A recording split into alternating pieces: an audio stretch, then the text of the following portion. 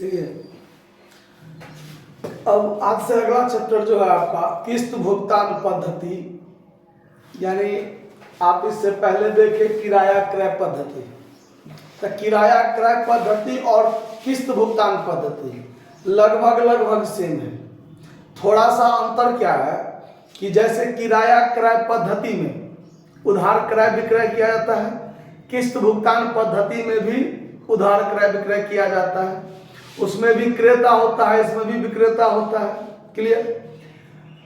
उसमें भी किस्त में भुगतान होता है रुपया का, बाकी जो कैश प्राइस है उसका किस्त में भुगतान होता है। किस्त भुगतान पद्धति में भी किस्त में भुगतान होता है।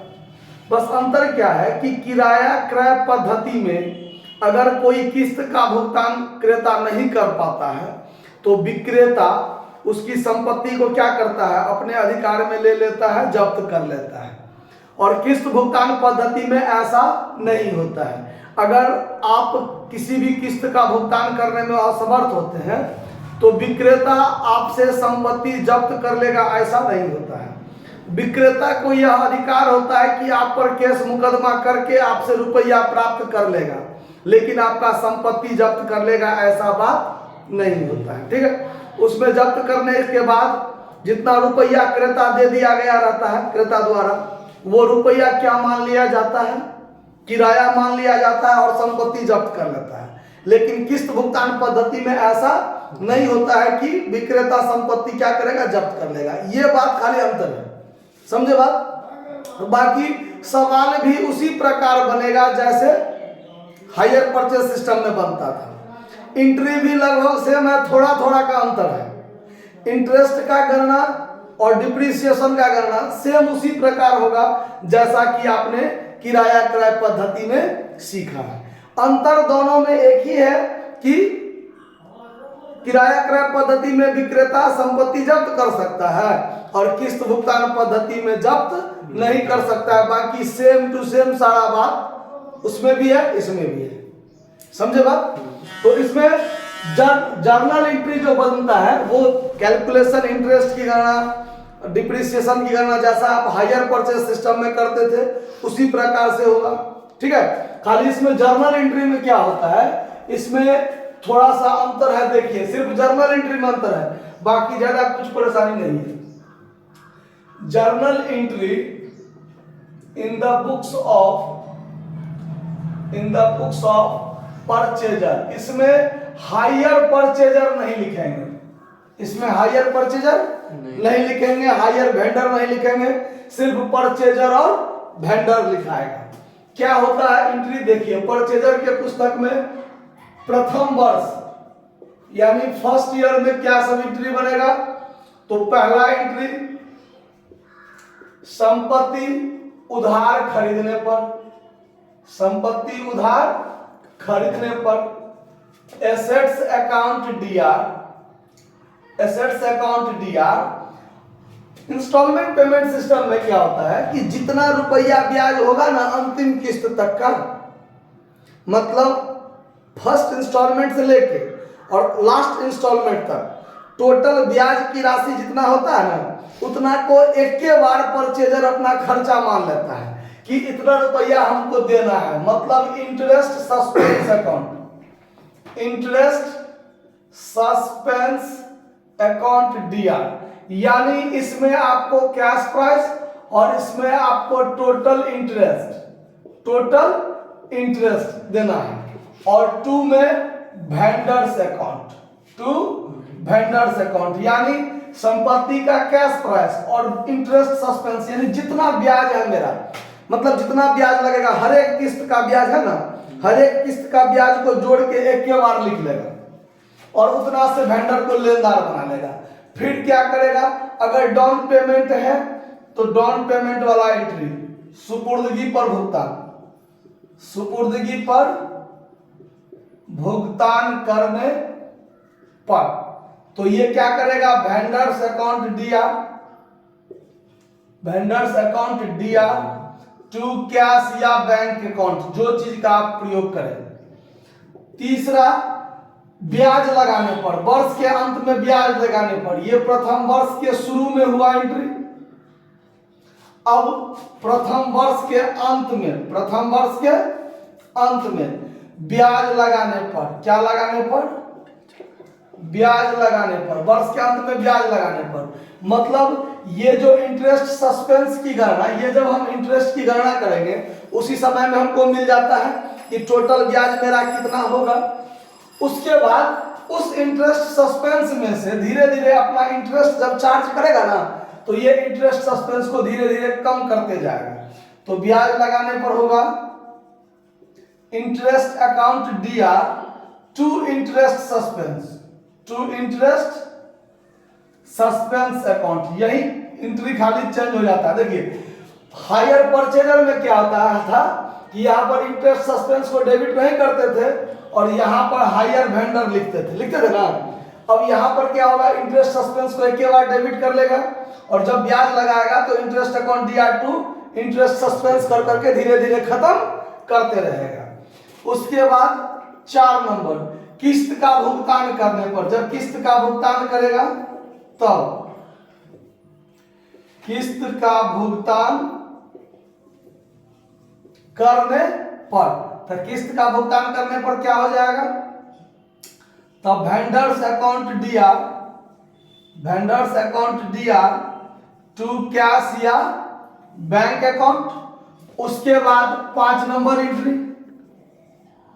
5 नंबर एंट्री क्या होगा, संपत्ति पर हरास लगाने पर, संपत्ति पर हरास लगाने पर, परचेजर संपत्ति पर हरास लगाएगा तो संपत्ति पर हरास लगाने पर depreciation account DR to assets account, जो भी एसेट्स होगा उसका नाम, और फिर 6 नंबर में हरास और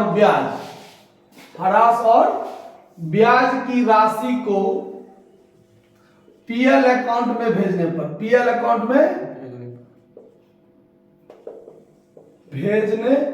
पर, तो अब देखिए तो पीएल अकाउंट क्या हो जाएगा, डेबिट, पीएल अकाउंट डेबिट, 2 में हो जाएगा इंटरेस्ट अकाउंट और 2 में हो जाएगा डिप्रीसिएशन अकाउंट।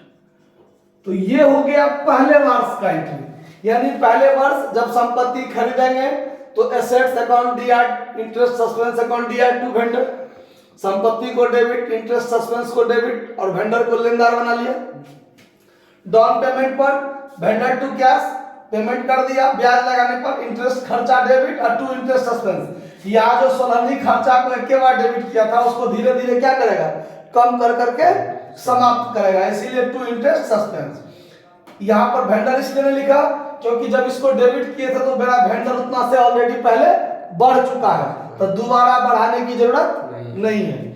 फिर पेमेंट करेंगे तो vendor account DR to cash, हरास लगाएंगे डिप्रिसिएशन टू एसेट्स, हरास और ब्याज को पीएल में भेजेंगे तो PL account DR to interest to depreciation. ठीक है, तो पहले साल का एंट्री हुआ। दूसरे वर्ष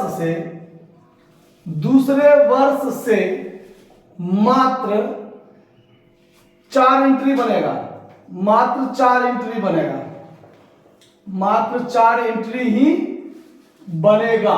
वो क्या एंट्री होगा, वो आपका 3, 4, 5, 6, 3 नंबर, 4 नंबर, 5 नंबर, 6 नंबर, मतलब ब्याज, किस्त, हरास, लाभ हानि, यानी बकहल एंट्री बनाना है, इसमें भी ध्यान रखें। ठीक है, तीसरा नंबर एंट्री ब्याज, क्योंकि दूसरे साल से ये संपत्ति खरीदने और डाउन पेमेंट वाला तो नहीं बनेगा, बस ब्याज लगाएंगे तो इंटरेस्ट टू इंटरेस्ट सस्पेंस, किस्त करेंगे तो वेंडर टू कैश, हरास लगाएंगे डिप्रिसिएशन टू एसेट्स और पीएल में भेजेंगे PL to interest to depreciation. Clear हो रहा है बात? अब इस अगले साल से सिर्फ 4 एंट्री ही बनेगा जब तक कि अंतिम किस्त का भुगतान नहीं हो जाए, अंतिम साल तक। तो इसको पहले आप नोट कर लीजिए, फिर वेंडर के पुस्तक में बताते हैं। आप लोग स्क्रीनशॉट ले लीजिए। अब देखिए, अब journal entry in the books of vendor, purchaser के पुस्तक में देख लिए कैसे हुआ, उसी प्रकार से वेंडर के पुस्तक में भी बनेगा एंट्री। तो वेंडर के पुस्तक में क्या बनेगा, देखिए प्रथम वर्ष के शुरू में क्या सब होगा, 2 एंट्री होगा। पहला संपत्ति बेचने पर, संपत्ति बेचने पर स्वाभाविक बात है, संपत्ति उधार बिकता है, तो संपत्ति बेचने पर क्या होगा, परचेजर को डेबिट करेगा। इसमें ध्यान रखना है कि हायर शब्द का प्रयोग नहीं करना है, ठीक है। तो purchaser account DR to sales account, hire sales का भी प्रयोग नहीं करना है, सेल्स अकाउंट। और क्या करना है, जैसे उसने इंटरेस्ट सस्पेंस कोट यानी टोटल ब्याज, हर एक किस्त में जितना ब्याज होगा टोटल को, जैसे इंटरेस्ट सस्पेंस उसने डेबिट किया था तो उसके लिए खर्चा था, लेकिन वही इंटरेस्ट सस्पेंस इसके लिए क्या होगा, आमदनी के रूप में होगा। तो यहां लिख लेगा टू इंटरेस्ट सस्पेंस अकाउंट, ठीक है। यानी इसमें कैश प्राइस टोटल और इसमें टोटल इंटरेस्ट, टोटल इंटरेस्ट, और दोनों को जोड़ के जो होगा इसमें। उसके बाद डाउन पेमेंट करने पर, दूसरा सुपुर्दगी पर भुगतान, सुपुर्दगी पर भुगतान करने पर यानी भुगतान प्राप्त करने पर, इसके लिए क्या होगा, प्राप्त करना होगा। तो इसमें बनाएगा क्या, कैश या bank account DR to purchaser account, to purchaser account. तो ये दोनों जो एंट्री हुआ, ये हुआ शुरू में यानी वर्ष के प्रथम में यानी प्रारंभ में, और वर्ष के अंत में अब होगा। अब यहां से जो एंट्री होगा वो होगा वर्ष के अंत में। तो वर्ष के अंत में क्या बनाएगा, 3 नंबर एंट्री, ब्याज लगाने पर, ब्याज लगाने पर। तो ब्याज लगाने पर क्या बनाएगा, तो जैसे ये इंटरेस्ट सस्पेंस को क्रेडिट किया है, तो अब जब ब्याज मिलेगा तो उसको डेबिट करके क्या करेगा, समाप्त करेगा, और इंटरेस्ट जो मिलेगा उसको क्रेडिट करेगा, क्योंकि आमदनी तो इंटरेस्ट है, आमदनी क्या है, इंटरेस्ट है। और यहाँ इंटरेस्ट सस्पेंस यानी ब्याज उच्चंत खाता, यानी हमको ब्याज सोलहनी इतना मिलने की उम्मीद है, इसीलिए यहाँ पर इंटरेस्ट सस्पेंस अकाउंट क्या करेगा, वो क्रेडिट करता है। तो अब यहाँ पर वो इंटरेस्ट सस्पेंस अकाउंट डेबिट करेगा, इंटरेस्ट सस्पेंस अकाउंट डेबिट। और 2 में क्या करेगा, इंटरेस्ट अकाउंट।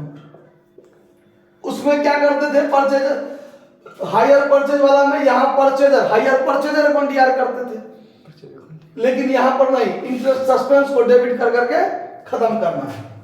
4 नंबर में किस्त का भुगतान, किस्त का भुगतान प्राप्त करने पर फिर करेगा कैश अकाउंट डीआर या बैंक अकाउंट डीआर, जो लिखिए टू परचेजर अकाउंट, ठीक है। उसके बाद 5 नंबर एंट्री, 5 नंबर में क्या होगा, ये जो ब्याज है उस ब्याज को पीएल अकाउंट में भेजेगा। वेंडर के पुस्तक में हरास लगाने वाली बात नहीं होगा।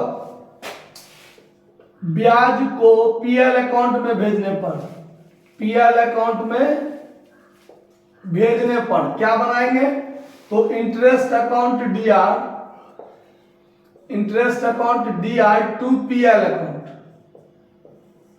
और फिर 6 नंबर एंट्री, सेल्स अकाउंट को, सेल्स अकाउंट को वर्ष के अंत में, वर्ष के अंत में ट्रेडिंग अकाउंट में भेजने पर, ट्रेडिंग अकाउंट में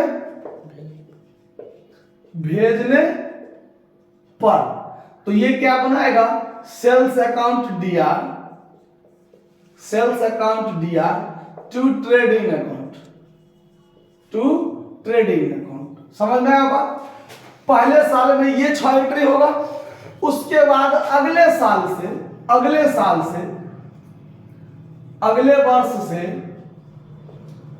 अगले वर्ष से मात्र 3 एंट्री ही होगा, 3 एंट्री ही होगा। कौन कौन, तो 3 नंबर, 4 नंबर, 5 नंबर, यानी ब क ल। ब से ब्याज का एंट्री, क से किस्त का एंट्री और ल से लाभ हानि का। ये 1, 2 और 6 नंबर एंट्री सिर्फ पहले साल में ही बनेगा। क्यों, तो पहले साल में संपत्ति बिकेगा, पहले साल में डाउन पेमेंट होगा और पहले साल में ही वो ट्रेडिंग हो जाएगा। अगले साल से ये सब बात नहीं होगा। आया बात समझ में? किसी को कोई दिक्कत है ना? है, चलिए नोट कर लीजिए इतना को, बाकी फिर बाद में आगे देखते हैं। अब देखिए, यदि आपको कहे कि क्रेता के पुस्तक में आवश्यक खाता खोलें, तो आवश्यक खाता में आपको क्या सब खोलना है? तो वेंडर अकाउंट खोलना है, एसेट्स अकाउंट खोलना है, इंटरेस्ट अकाउंट खोलना है, इंटरेस्ट सस्पेंस अकाउंट खोलना है और डिप्रिसिएशन अकाउंट खोलना है। तो यहां पर वेंडर, एसेट्स, इंटरेस्ट, सस्पेंस, ये तीन तो आवश्यक है खोलना है, और इंटरेस्ट अकाउंट और डिप्रिसिएशन अकाउंट भी खोल लीजिएगा तो पूरा ज्यादा लगता है कि जरा भारी हो जाएगा, सवाल बहुत लंबा चौड़ा बनेगा, लेकिन जब आवश्यक कहेगा तो इतना खाता आपको खोलना है। अब विक्रेता के पुस्तक में यदि कहेगा, विक्रेता के पुस्तक में खाता खोलने अगर कहे, तो उसमें आपको परचेजर अकाउंट खोलना है, परचेजर अकाउंट, दूसरा इंटरेस्ट अकाउंट, तीसरा इंटरेस्ट सस्पेंस अकाउंट, और तीन ही खाता आपको जनरली खोलना है। अगर मान लीजिए कहे कि ट्रेडिंग अकाउंट या सेल्स अकाउंट खोलिए तो खोलिए, नहीं तो जनरली आपको तीन खाता ही इसमें कहता है खोलने के लिए। समझ में आ रहा बात कि कोई दिक्कत इस बात को समझने में? तो इतना बात हायर परचेज अकाउंट का आपको थ्योरी आता ही है, तो इसमें और उसमें कोई अंतर नहीं, ज्यादा परेशानी नहीं, ठीक है। तो अब जब सवाल बताएंगे तो ज्यादा बात स्पष्ट क्लियर हो जाएगा, तो इसको नोट कर लीजिए, फिर सवाल एक देखते हैं। धन्यवाद।